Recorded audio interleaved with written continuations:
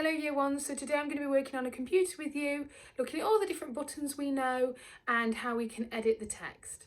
So I've got my laptop up and I've got a Word document and I'm going to use the letter keys to type a sentence. So my sentence is going to be, the seed needs water to grow. You can do a different sentence, you can do a simpler sentence or a harder sentence if you want to challenge yourself.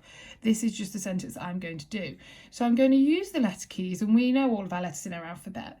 However, when we start a sentence, we need what do we need at the start? A capital letter. Who knows which button we press for a capital letter? Or I wonder if you can point to it on your keyboard at home.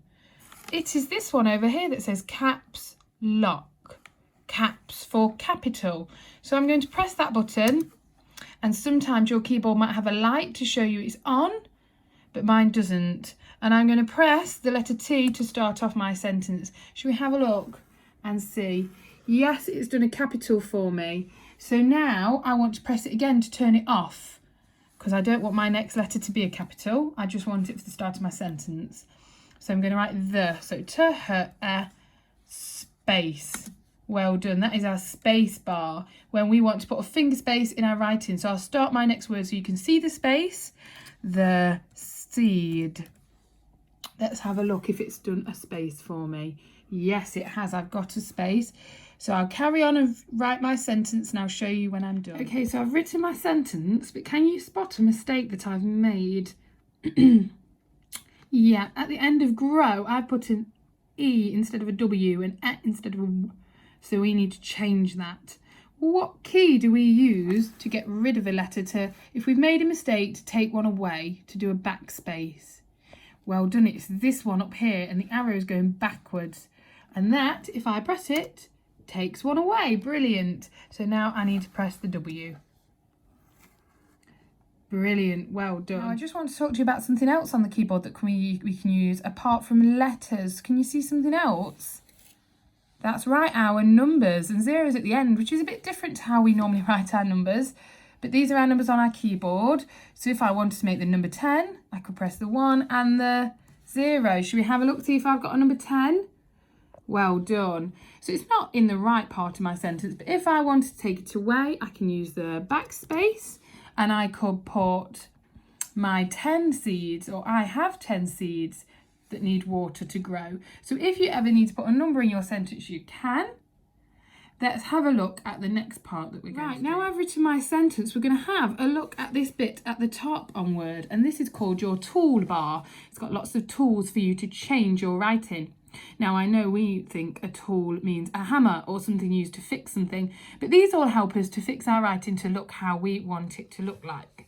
So, for example, if I wanted to make my writing stand out more, I wanted to make it more bold, the first thing I have to do is start at the end of my sentence with my mouse and I press down and I'm going to highlight all of my writing, which is quite tricky, so you might need an adult to help you with that the first time.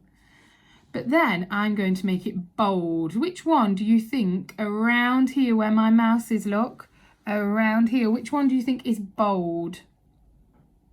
It is the capital B. Well done. So I'm going to press it. Did you see how my writing changed? Let's press it again to take it off so you can see the difference. Oh, it's a bit thinner and then it's bolder. You can see it more. Well done. So that's how we use bolder, to make our writing stand out more. Now I'm going to highlight it again so you can get a practice. Now there's another thing we can use to change our writing. If I don't want it to be bold anymore, I just tap it to take it off, press on my mouse and it comes off. What do you think the next one is? It's italic. Should we have a look what that does to my writing?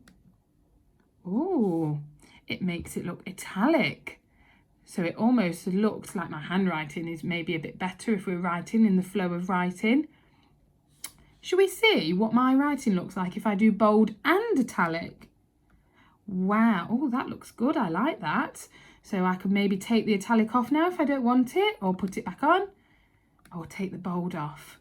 Now I'm going to take the italic off as well and tap on my screen again so the highlighting goes off. Now the last one I want us to look on the toolbar at the top. is if I highlight it again, it's good to practice highlighting it because it is tricky, is the next one, which is oh, and it's got a line underneath. What do you think that might do? Let's have a look. Oh, it puts a line under my writing, so it looks underlined. When we write on lines in our book, this looks the same, doesn't it? Well done. Now, if I want to take it off, I just highlight it again and press the underline button again up here at the top, and it comes off again. And my writing is back to normal now. So you can change what your writing looks like on Word, Microsoft Word. I wonder whether you could have a go at changing your writing and using all of these buttons that I've shown you today. Now, the last thing I'm going to ask you to do is just have a think about how writing on a Word document compares to when we write on pen and paper. So what might be different? Why might we choose to use Microsoft Word rather than writing on a piece of paper with a pencil? Have a think. Pause me now. I want you to have a think, and then we'll come back and talk about all of your ideas. Okay, brilliant. I hope you've thought of some ideas. I've had a think too. So for one, we all know that a laptop is electronic, isn't it? So you could send it to somebody through email. Send whatever you write to somebody and they can receive it on their computer or laptop or electronic device. So that is quite handy if you need to email somebody something. You can edit the text more easily. So if I make a mistake, I don't have to get a rubber or start again. I can just use the backspace and take away the mistake that I have made. So that is quite nice when you're using an electronic device, that you can edit what you do and change it if you make a mistake quite easily. Another thing that you can do when you're using Microsoft Word is, with your mummy's and daddy's help, now this isn't part of your task, but you can add pictures to your Word document. So if I wanted to add a picture of a seed or a flower on here, I could go on the internet and copy and paste one into the Word document. So that's quite nice. So I don't have to draw a picture, I can find one. And the last thing that I thought was a little bit different is, you know that the adults at school print off some worksheets for you to do sometimes. So if you were going to write out a letter and you wanted to send it to all of your classmates rather than just one, you can print the same sheet of paper out lots of times. So rather than having to sit down and write 30 letters to all your friends in your class, because that would take a long time, you can just write one and print it out 30 times for all your friends.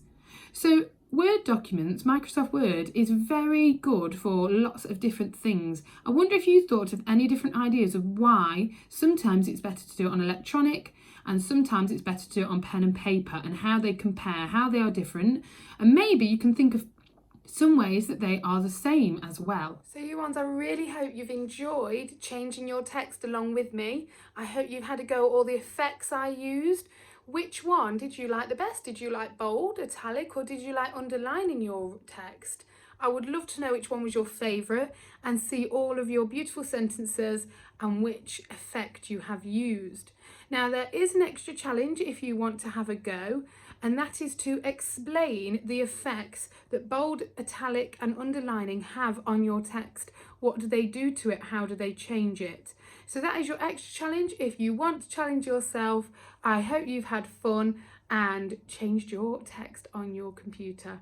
Well done. Bye.